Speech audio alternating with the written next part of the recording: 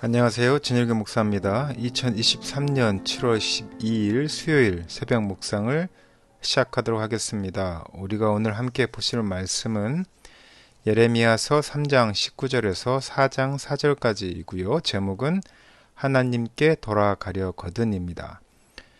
주제는 하나님께 돌아가려거든 하나님을 인정하고 선포하며 공의로 행하며 마음의 할례를 받자이고요.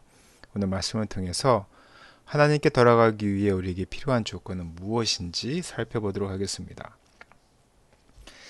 예레미야서 3장 19절에서 4장 4절까지의 말씀을 보면 그 이전에 12절부터 3장 10절 18절까지는 이스라엘의 구원에 관한 목소리가 들렸지만 19절, 오늘 읽은 19절 이후에는 다시 심판에 대해서 말하고 있는 것을 볼 수 있습니다. 이스라엘은 이제 신뢰할 만한 자들이 못 되었다는 것이죠. 그들은 남편을 속임같이 하나님을 속이는 자들이었기 때문입니다. 이스라엘은 이방신을 숭배한 것을 헛된 일이라고 고백하며 여호와께 노력하고자 노력하는 모습을 보입니다. 본문 말씀을 좀 더 깊이 들여다보도록 하겠습니다.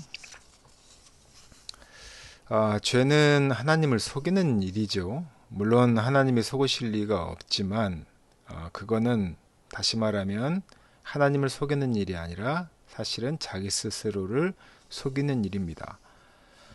좋은 아버지 또는 좋은 남편이 되려고 또한 애쓰는 하나님께서 북이스라엘은 두 마음으로 되었습니다.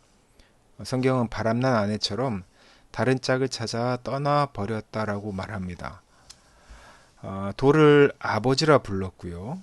또 아쉬울 때만 하나님을 아버지라 불렀습니다. 그들은 하나님을 잊었지만 하나님은 그들을 잊지 않았고 다시 부르셨습니다.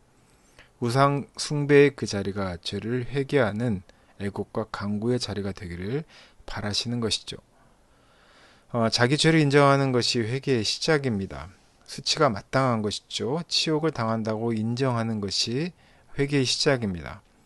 오늘 누리는 양과 소와 자식들까지 다 잃어도 할 말 없음을 우리가 시인할 수 있어야 합니다. 돌아온다고 심판이 처리되는 것은 아닐지라도 돌아와야 하고요. 또한 그 심판 중에서 구원하시자도 하나님뿐이심을 우리는 알아야 하고 믿어야 합니다. 심판 이후에 새롭게 창조하실 분도 하나님밖에 없음을 또한 우리는 고백해야 합니다. 하나님을 얻을 수 있다면, 다시 말해서 관계를 다시 하나님과 시작할 수 있다면 모든 축복을 다 거두셔도 좋다고 말하는 것이 우리가 할 수 있는 회개입니다. 회개를 말로만 하는 분들 계시죠. 그러나 회개는 말로만 하는 것이 아닙니다. 마음이 변해야 하죠. 마음이 변해야 삶이 변하기 때문입니다. 변명하지도 말고 핑계하지도 말고 가증한 것을 당장 멈추고 두 마음을 접어야 진정한 회개입니다. 회개는 여호와께서 살아계신다고 외치면서 진실과 공평과 정의를 다짐하고 또한 그대로 살아가는 일입니다. 그렇게 내 안에 죽어있던 그리스도를 살아 통치하시는 왕으로 영접하고 순종하는 일입니다. 아무리 더디고 갈 길이 멀다 할지라도 선명한 방향 전환에 나설 만큼 하나님을 떠난 삶을 역겨워하고 그 결과가 얼마나 참담한지 우리는 상상할 수 있어야 합니다. 그 결과를 보기 전에 깨닫는 것이 거의 불가능한 이유가 바로 여기에 있습니다. 우리가 하나님께 돌아가려거든 주의 백성이 하나님을 인정하고 선포하며 우상사회의 삶의 방식을 버리고 말씀드린 것처럼 진실과 정의와 공의를 행하면 회복하시는 은혜가 우리와 열방에 이르게 될 것이다 라고 하나님은 약속하셨습니다. 우리는 세상에 대해서 거룩한 제사장 나라로 부름을 받았습니다.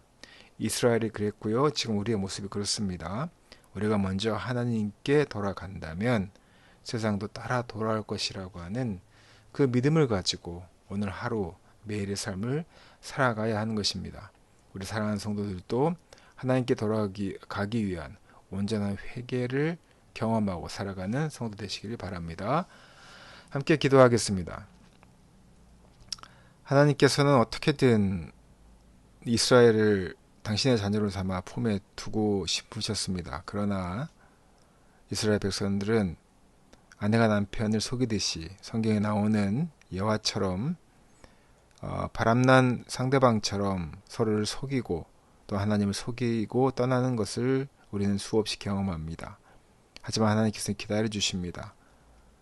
그러한 우리에게 온전한 회개를 하게 하시고 또한 하나님께 돌아가기 위한 우리의 회개의 조건들을 우리에게 제시하고 계십니다.